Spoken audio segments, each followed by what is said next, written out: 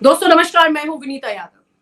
तो संजय जोशी का नाम ऐसा है कि रात दिन इस वक्त नरेंद्र मोदी और अमित शाह को नींद इसलिए नहीं आ रही है कि किसका नाम हटाए, किसका नाम लगाए, अब किससे मुक्ति पाए। एक बड़ी लाइन यहाँ पे आरएसएस ने खींच दी है। उस लाइन को छोटा करके काट काट के किसके हिस्से में जा रही है, ये समझने की जरूरत है।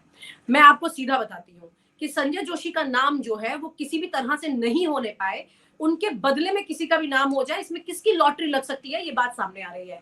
शिवराज सिंह चौहान की भी लॉटरी यहाँ पर लग सकती है, अगर उनको मुख्यमंत्री बनने का मौका एक बार फिर से मिल जाता है। लेकिन अगर ऐसा हुआ तो आप ये समझ लीजिए कि नरेंद्र मोदी को भी एक बहुत जोरदार जवाब जो है वो आरएसएस की तरफ से मिलेगा, क्योंकि मोहन यादव इस वक्त उनकी पर्सनल सिलेक्शन है। और ये फैसला उन्होंने लिया, जैसे कि उत्तराखंड का फैसला लिया था, जैसे कि पहले हरियाणा का फैसला लिया था, इस तरह की जैसे कि राजस्थान का फैसला लिया था। बड़ा सवाल ये है कि क्या वाकई में ये परिस्थितियां अब संभल रही हैं या और ज्यादा बिगड़ रही हैं। आइए बात करते हैं केपी मलिक जी से और इस चर्चा को आगे बढ़ाते हैं। सर, बड़ा सवाल ये है कि यहाँ पर वसुंधरा की लॉटरी लग रही है, शिवराज सिंह चौहान की लॉटरी लग रही है, या इसके बीच में तो कोई और खा जाएगा आकर के रोटी। देखिए विनीता जी, अगर हम देखें जब से संजय जोशी का नाम राष्ट्रीय अध्यक्ष के लिए चला है, तो तब से ये चर्चा हो रही है कि कहीं ना कहीं मोदी ग्रुप जो है, मोदी शाह बहुत परेशान है और वो इसके लिए कुछ भी दांव पे लगाने को तैयार है। जब ये फाइनल हुआ कि संजय जोशी के नाम से वो असहज हो गए, परेशान हो गए, तो फिर दूसरा ऑप्शन वसुंधरा राजे के तौर पे आया। वसुंधरा राजे से भी वो असहज दिखे और फिर उन्होंने गाए बगाए मोदी जी की तरफ से इस तरह की चर्चा आई कि उन्होंने वसुंधरा राजे को मुख्यमंत्री पद ऑफर कर दिया, क्योंकि वो भी जानते हैं कि जो रबर स्टैंप मुख्यमंत्री भजनलाल शर्मा वहां बिठाए हुए हैं वो कुछ कर नहीं पा रहे हैं, और उनकी नाराजगी और उनके खिलाफ कई मंत्रियों ने वहां पे बगावत भी की है। कई विधायकों की भी नाराजगी है, कार्यकर्ताओं में भी नाराजगी है, और माना भी ये जा रहा था चुनाव में कि वसुंधरा राजे ही सीएम बनेगी। तो इस तरह की चर्चाओं के बीच में काफी बगावती तेवर राजस्थान से उठते हुए दिखते थे, और उसके बावजूद इन्होंने इस तरह के रबर स्टैम्प मुख्यमंत्री को बनाया। तो ये सोचते हुए मोदी को लगता है कि हम इस मामले पे वसुंधरा राजे को मना सकते हैं, और इन्होंने अपनी तरफ से ऑफर दिया है।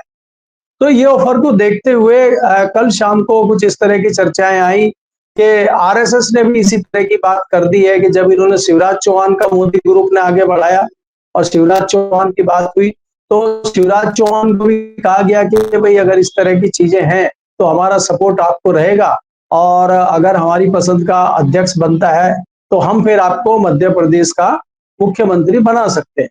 क्योंकि जाहिर है कि मध्य प्रदेश के विधानसभा चुनाव में शिवराज चौहान के फेस पर चुनाव लड़ा गया था, रिकॉर्ड वोटों से खुद भी वो जीते हैं। उन्होंने मध्य प्रदेश में भारतीय जनता पार्टी को जिताने का काम किया है।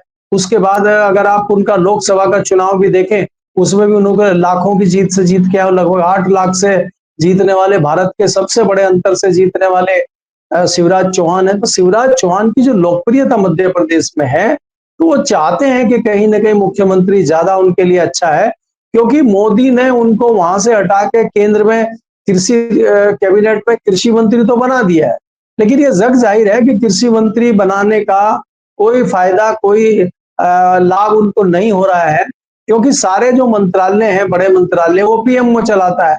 तो खाली जो है डुगडुगी बजा रहे हैं शिवराज चौहान दिल्ली में बैठ के। तो उनको भी लगता है कि ये अच्छी डील हो सकती है कि अगर मुझे मध्य प्रदेश का मुख्यमंत्री बनाया जा सकता है, तो इस मामले को लेकर शिवराज चौहान आगे बढ़ सकते हैं, और अभी इस तरह की चर्चाएं चल रही हैं। क्योंकि जिस प्रकार से आरएसएस और मोदी शाह के बीच में एक वॉर चल रही है, मोदी शाह के बीच में जिस तरह की चीजें चल रही हैं, तो अब ये देखना होगा कि संजय जोशी राष्ट्रीय अध्यक्ष बनते हैं, वसुंधरा बनती है, या कोई दूसरा तीसरा नाम इसमें आता है। अभी इस पे लगातार चर्चाएं चल रही है, लेकिन आपको ये देखना होगा कि जिस प्रकार से 2 राज्यों के परिणाम 8 अक्टूबर को आएंगे, ये सारी घटनाएं उसके बाद ही होंगी कि क्या फैसला आरएसएस लेती है और क्या मोदी शाह लेते हैं। हाँ, ये आप कह सकते हैं कि मोदी साहब बुरी तरह फंस चुके हैं। अगर उनके हाथ से भारतीय जनता पार्टी के राष्ट्रीय अध्यक्ष का पद जाता है, तो जाहिर है कि वो बहुत कमजोर हो जाएंगे, क्योंकि आपको मालूम है कि सारे सांसदों का कंट्रोल राष्ट्रीय अध्यक्ष के पास चला जाएगा, और अगर इनकी पसंद का राष्ट्रीय अध्यक्ष नहीं होगा तो इनको नुकसान हो सकता है। क्योंकि अगर हम पार्टी में भी देखें या सरकार में भी देखें, बहुत कम लोग हैं जो इनके पीछे खड़े हुए आपको दिखाई देंगे। और जिन मंत्रियों को इन्होंने प्रमुख मंत्रालय दिए हुए हैं, बेस पे उनका कोई बहुत भारी भरकम कुछ है नहीं, 4 वोट उनके हैं नहीं। अगर आप मुख्य रूप से मंत्रियों पर नजर डालेंगे तो किसी भी मंत्री का बेस नहीं है, सभावाई वाले, राज्यसभा वाले मंत्री हैं जो आज की डेट में केंद्र में मोदी सरकार में मंत्री बने हुए हैं। तो इससे कहीं ना कहीं पार्टी के पदाधिकारी, पार्टी के कार्यकर्ता और पार्टी के सांसद भी बहुत खफा मोदी जी से और अमित शाह जी से हैं। तो उसी को देखते हुए ये इस तरह का निर्णय लिया गया है और इसीलिए ये ऑफर वसुंधरा राजे को दिया गया है और वसुंधरा राजे से बचने के लिए इस तरह का ऑफर इन्होंने शिवराज को दिया है। जी। अच्छा, लेकिन आपको लगता है ये जो ऑफर चल रहे हैं इस वक्त, ये ऑफर वाकई में सस्टेन कर पाएंगे? देखिए विनीता जी, ये होता है कि जब दो दलों की लड़ाई होती है, तमाम बार्गेनिंग होती है। अब कई बार ये होता है कि दो बिल्लियों की लड़ाई में फायदा बंदर का हो जाता है। तो यहाँ किसका फायदा होगा, किसका नुकसान होगा, ये देखना होगा, क्योंकि इसके लिए लंबी प्रक्रिया है। संजय जोशी के नाम की चर्चा आते ही हड़कंप मच गया है और संजय जोशी अभी कहीं रेस से बाहर नहीं है। संजय जोशी का ये हो सकता है कि अगर वो राष्ट्रीय अध्यक्ष नहीं बनते तो महासचिव बनेंगे वो, तो उनका आना तय है। और वो अगर राष्ट्रीय महासचिव रहेंगे और कोई दूसरे राष्ट्रीय अध्यक्ष उनकी पसंद के आ गए तो दोनों मिलके कितना ऐसा कर देंगे मोदी शाह को, ये किसी से छुपा हुआ नहीं है। और इसकी आशंका मोदी और शाह को है। उसी से बचने के लिए तमाम पैतरेबाजी जो इनकी तरफ से हो रही है वो ये कर रहे हैं। आपने देखा कि जिस तरह की चर्चा आई है कि वसुंधरा राजे का नाम दोनों तरफ से चल रहा है और वसुंधरा राजे जो कल तक कहीं थी नहीं, आज वो दोनों जगह उपलब्ध है।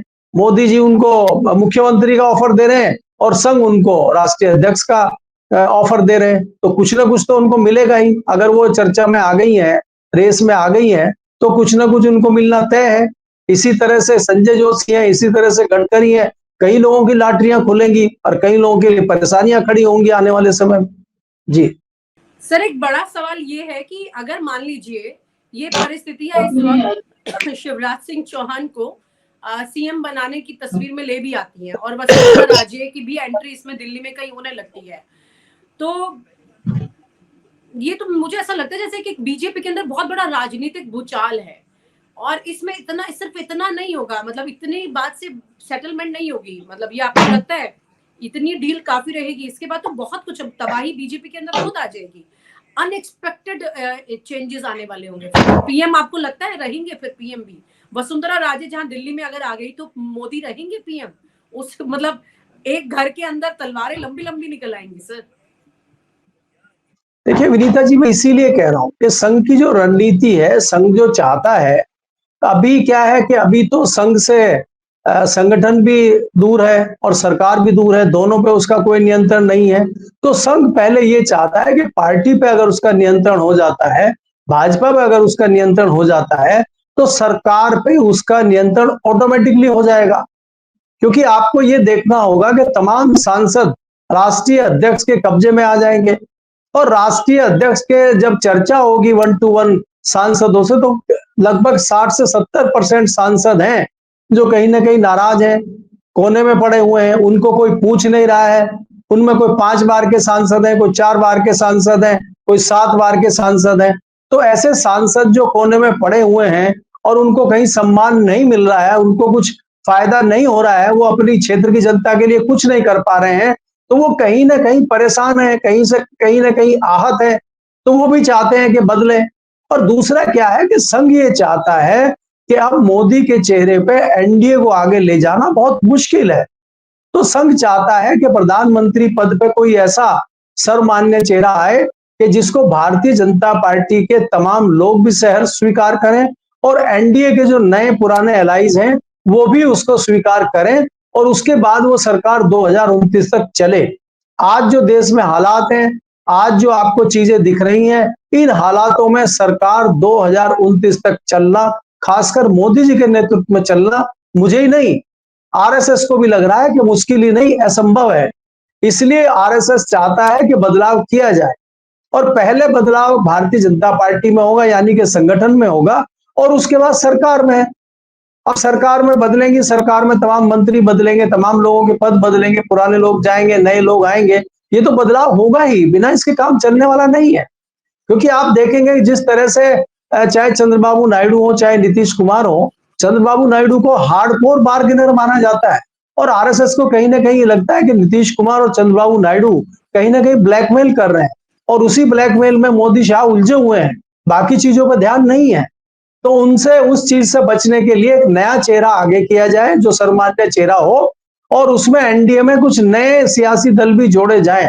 अगर देखिए मोदी शाह के अलावा कोई नया चेहरा प्रधानमंत्री पद के लिए आता है, सपोज करें गडकरी आते हैं, तो गडकरी के नाम पे शरद पवार भी आ जाएंगे, शिवसेना भी आ जाएगी, ममता बनर्जी भी आ सर जाएगी, मतलब तो एक एनडीए कुर्सी मजबूत हो हिलेगा तो जाएगा। एक कुर्सियां हिलेंगी, ये तो तय है ना, चाहे किसी बिल्कुल की भी हिले ये बिल्कुल कुर्सी। बिल्कुल।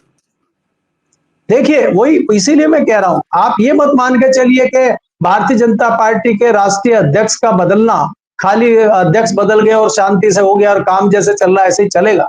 पूरा बदलाव होगा, पूरे घर के बल्ब बदले जाएंगे और कहीं पुराने बल्बों को हटाकर नई एलईडी लाइटें लगेंगी, कहीं ट्यूबलाइट लगेगी। तो ये सारा बदलाव होगा, लेकिन धीरे धीरे होगा। तो शुरुआत कहां से की जाए ये आरएसएस को पता है और शुरुआत जो है आरएसएस भारतीय जनता पार्टी यानी संगठन से करना चाहती है और संगठन में अध्यक्ष से करना चाहती है और अध्यक्ष का पद अभी खाली भी है, तो वहां से आरएसएस शुरू करना चाहती है और अभी आरएसएस के दबाव में भारतीय जनता पार्टी है। आज जो मोदी शाह की टीम है वो बहुत दबाव में है, विपक्ष से भी दबाव में है और अंदर से भाजपा और आरएसएस से भी दबाव में है। तो इसलिए आरएसएस के लिए आसान है बदलाव करना, इसीलिए इस तरह की प्रक्रियाएं चल रही हैं। जी। तो सर ये एक बड़ा अजीब सा सवाल बार बार जहन में आ रहा है कि अभी तो बहुत चर्चाएं हो रही है, बहुत दिनों से मंथन चल रहा है, ये आरएसएस के एक्शन दिखेंगे कब से? देखिए जो चर्चा है विनीता जी उसमें यह है कि अभी आपको याद होगा जो पीछे मीटिंग हुई थी केरल में, पलक्कल में मीटिंग हुई थी आरएसएस की, वहां पे चर्चा हुई थी कि कौन भारतीय जनता पार्टी के अध्यक्ष हों। तो भारतीय जनता पार्टी के जो आज की डेट में शीर्ष नेतृत्व है मोदी शाह, उन्होंने ये कहा कि 4 स्टेट के जो चुनाव हैं लगभग पूरे के पूरे 4 में और नहीं तो अधिकतम में हमारी सरकार बन रही है, तो हमें सरकार बनाने का मौका दिया जाए। अगर हम कोई चेंजेस करते हैं तो उससे कहीं ना कहीं पार्टी बैकफुट पे आ सकती है, हमें विधानसभा के चुनाव में नुकसान हो सकता है, तो इसलिए हमें थोड़ा सा समय दिया जाए। तो इन्होंने विधानसभा चुनाव के परिणाम तक का समय मांगा था। अब इसमें 2 चीजें खड़ी हो जाती हैं कि कश्मीर के और हरियाणा के चुनाव के परिणाम तो 8 अक्टूबर को आ जाएंगे, उसके बाद जो है महाराष्ट्र और झारखंड के चुनाव हैं। तो क्या हरियाणा के चुनाव के परिणाम के बाद ये प्रक्रिया शुरू होगी या और इंतजार करने के लिए आरएसएस रुकेगी कि भाई झारखंड का और महाराष्ट्र का भी परिणाम देख लिया जाए? अगर हम सामान्य स्थिति में देखें और सामान्य विश्लेषण की स्थिति में देखें और हम लोग सोचें या जनता पार्टी के लोगों से बात करें, तो कोई बहुत अच्छी स्थिति तो महाराष्ट्र में है या झारखंड में दिखाई दे नहीं रही है कि वहां पे सरकार बना लेंगे।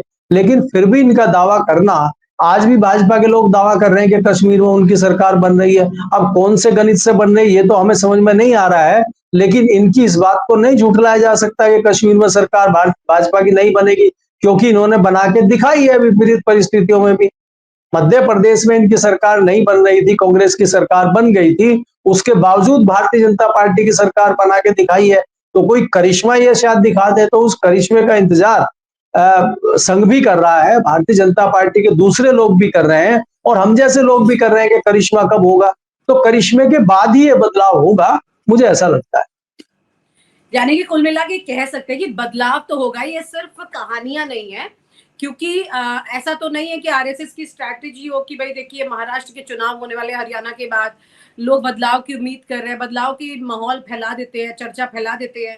अगर बदलाव हो गया तो टेस्ट एंड ट्राइड भी हो जाएगा, एक्सपेरिमेंट में पता लग जाएगा कि भाई हाँ बदलाव की जरूरत है। फिर उसके बाद महाराष्ट्र के चुनाव से पहले बदलाव किया तो फिर महाराष्ट्र में भी एक बड़ा फायदा उनको मिल सकता है, जबकि अभी तक सब कुछ घाटे का सौदा दिख रहा है। यानी कुल मिलाकर के अगर आरएसएस में तमाम तरह के मंथन चल रहे हैं, तो जल्दी इसके ऊपर अगर उन्होंने कोई एक्शन नहीं लिया तो फिर ये सब बातें भी निराधार होते होते धीरे धीरे अपना असर खो देंगी और शायद आरएसएस के लिए भी वापस से कवर करना मुश्किल हो जाएगा। बहुत बहुत शुक्रिया सर। इसी पर हम आगे चर्चा करेंगे कल आपके साथ कि आरएसएस भी खुद को अब आगे कितना बचा पाएगी। बहुत बहुत शुक्रिया sir, thank you so much. और आप हमसे जुड़े रहने के लिए सब्सक्राइब करें YouTube पर, फॉलो करें ट्विटर पर और लाइक करें Facebook पर। और ज्यादा जानकारी के लिए आपको टाइप करना होगा सिर्फ न्यूज नशा।